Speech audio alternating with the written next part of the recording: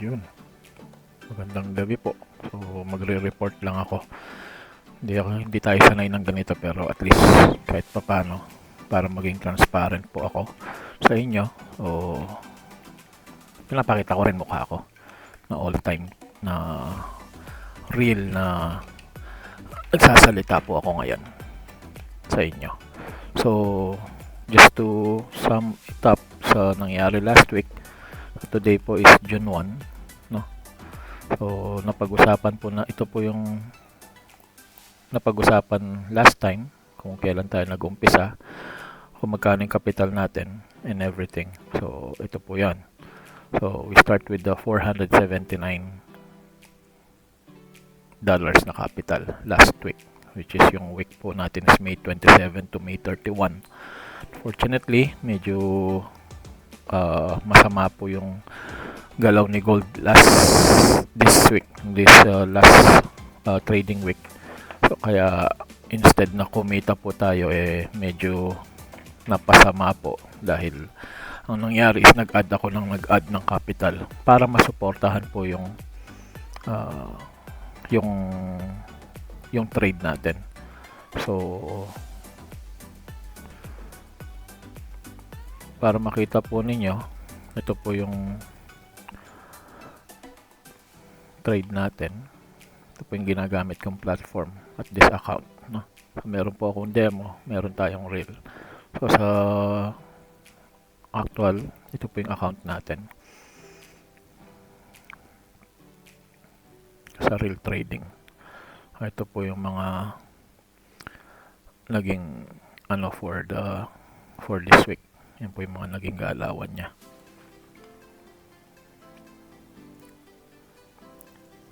Medyo ayaw ko po maging technical sa inyo kasi medyo masakit na po sa ulo yan. Kung tutusin. But para makita nyo lang na talagang nagtitrade tayo.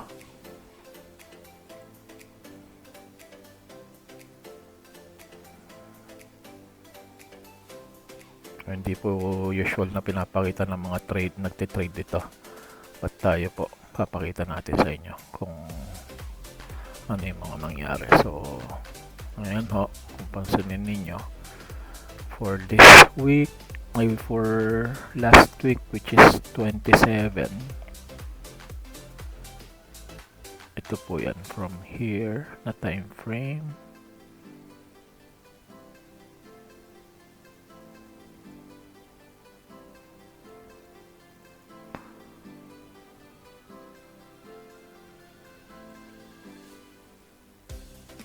from here, no? So, yan po yung nag-start po tayo from this day. So, kung papansinin po ninyo, up, down, up, and then mabilisan. Ito po yung tumira sa atin. Ito. So, hindi po ako naging careful dito sa dalawang ito. But, we'll make sure na this coming new week, additional learning and more profit po para sa grupo natin. So, kung papansinin ninyo, ito po yung period natin last week. So, last week is from 26, sabihin na natin, hanggang 27, no? I hope malinaw naman po yung screen ko, no? So, tanggalin ko na siguro yung pagmumukha ko para makita muna ninyo ng todo yan.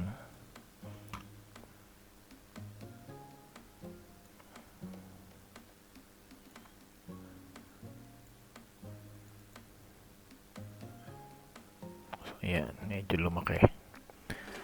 So, ito po yung last week natin from March 27, May 27 or 26 until June 1.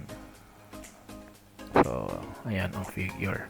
So, kung mapapansin po ninyo dito, ang profit natin is negative 477. No?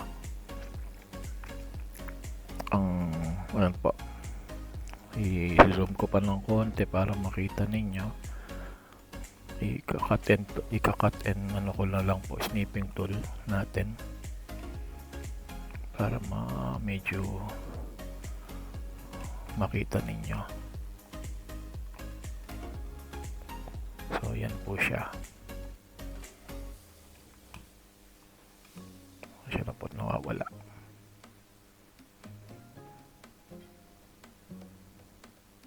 $477. So naging negative po ako. Bakit? Kasi marami po akong kinlose na trade na kesa masunugan, better na i-close ko na lang siya.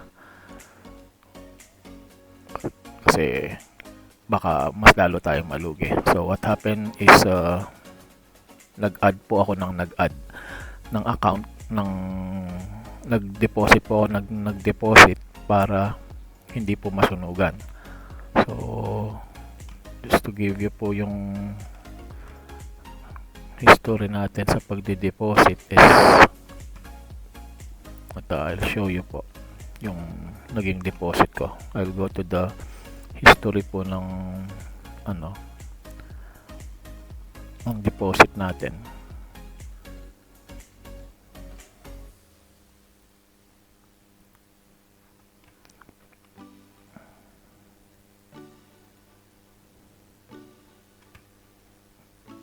If you remember po, ito po yung dineposit natin para sa inyo, which is yung nung May 26 ito. But starting May 27 po, nag-a-add po ako. Nag-add ako. Ito yung mga yan. Ayan po yung lahat ng mga in-add ko para hindi po tayo masunugan. So, kaya pansinin nyo po yung balance is malaki. Kasi nga po, sinuportahan ko para hindi mawala yung capital natin ng minsanan lang. So, yun po yung nangyari. So, medyo hindi maganda, hindi umayon sa atin yung week na to, but it doesn't mean na nawala po yung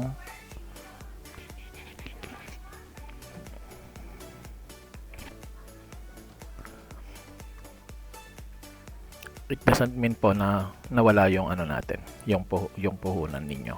Kung sa iba po, nawala na yan, sunog na yan. Pero sa akin po, hindi. So, yun po. I'll be honest po na ganun nga po yung nangyari.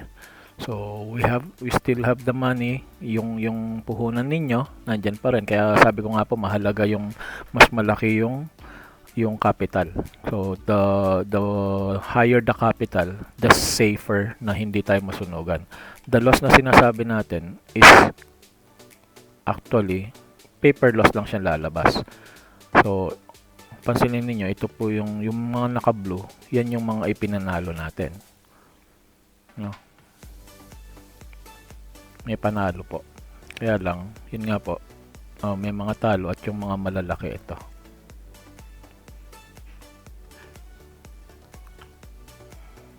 So, yun po, para at least aware lang kayo dun sa nangyari.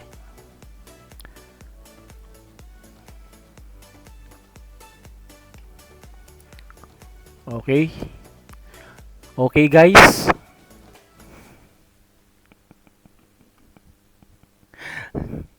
So, kung meron po kayong tanong, you are free to ask. Pansinin nyo po, ang lalaki ko niya, no?